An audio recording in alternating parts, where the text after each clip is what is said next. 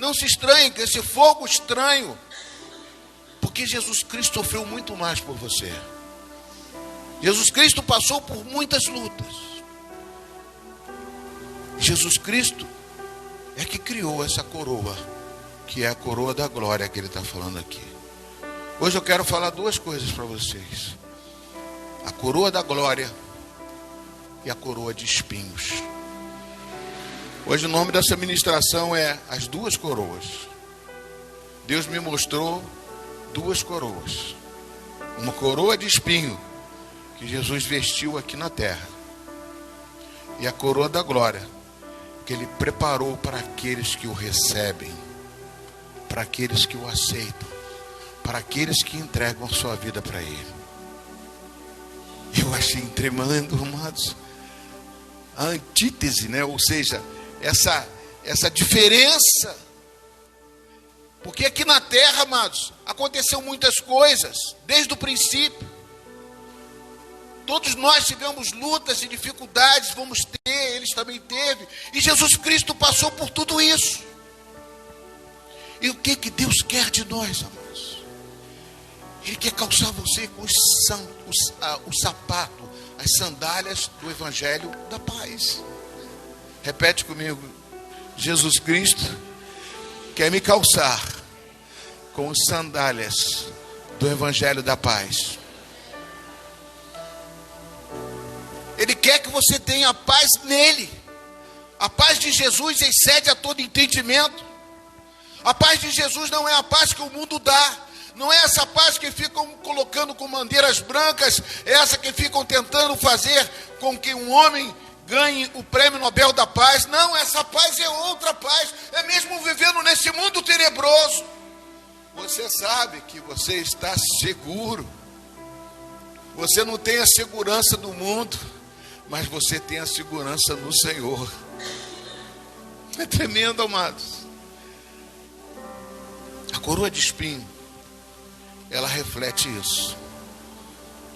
Quando Adão e Eva estavam no paraíso, eles tinham uma escolha: ouvir a Satanás, ou seja, ouvir a serpente, ou ouvir a Deus. Hoje, nós também temos a mesma escolha. Podemos ouvir a voz do mundo, a voz do inimigo, vendo como está acontecendo, como o mundo está sendo levado, ou então ouvir a voz de Deus. E lá, amados, Adão e Eva escolheram ouvir a voz da serpente. E por causa disso, amados, a palavra de Deus diz que a terra foi amaldiçoada e ia produzir espinhos e abrolhos, ou seja, ervas daninhas. A terra se tornou amaldiçoada.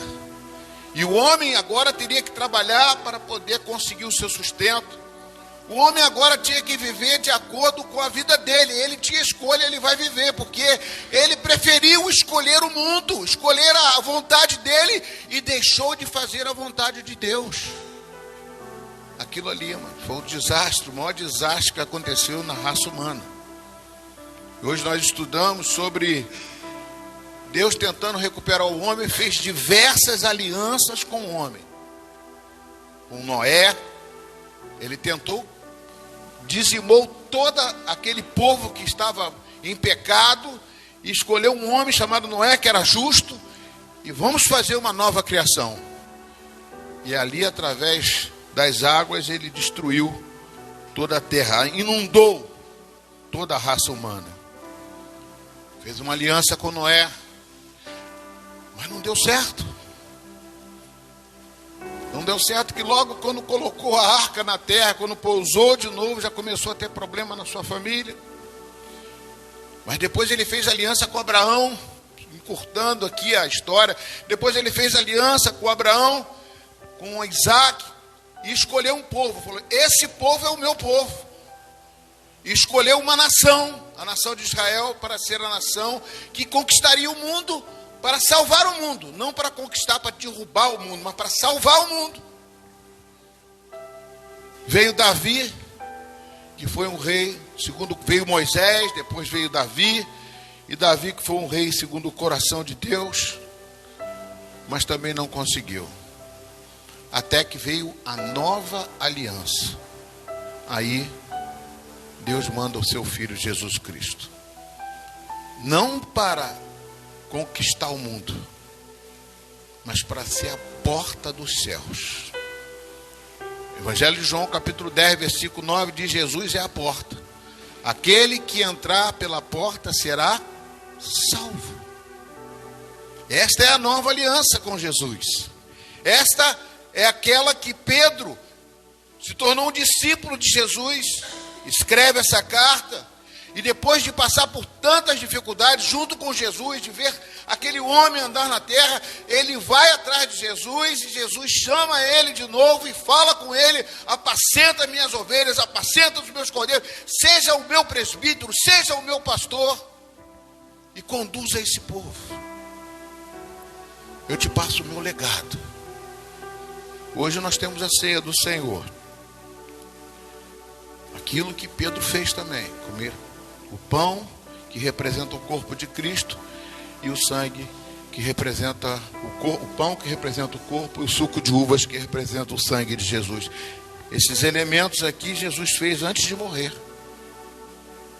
para aqueles que têm aliança com Ele, aqueles que entenderam o chamado de Deus.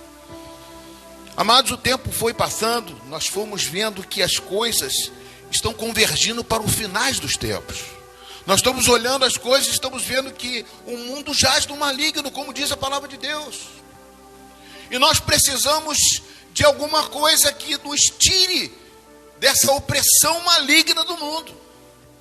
Eu sempre falo que Deus, a pressão de Deus é a pressão atmosférica, que faz você respirar e que faz você ficar de pé numa terra redonda. O japonês está de cabeça para baixo, mas está aí de pé. É a pressão que dá vida e coloca você de pé. Deus não quer você morto, Deus quer você vivo. E aqui, amados, eu queria colocar uma coisa que Deus quer fazer com você e comigo. Ele quer te dar base para viver neste mundo. Ele quer te dar alicerces, que você não venha a tropeçar, não venha a duvidar. Ele te deu a palavra de Deus, a palavra que está escrita aqui. Jesus Cristo não deixou livro, não deixou nada, Ele só deixou o testemunho dele e os discípulos dele. E nesses testemunhos nós podemos ver que Jesus Cristo não era só um homem que veio aqui na terra para ser diferente dos outros, para criar uma nação, para salvar o mundo de uma... Não, Ele veio aqui para chamar você e eu, para redimir o pecado do povo, para pregar o que Jesus fez, para ser exemplo como Jesus.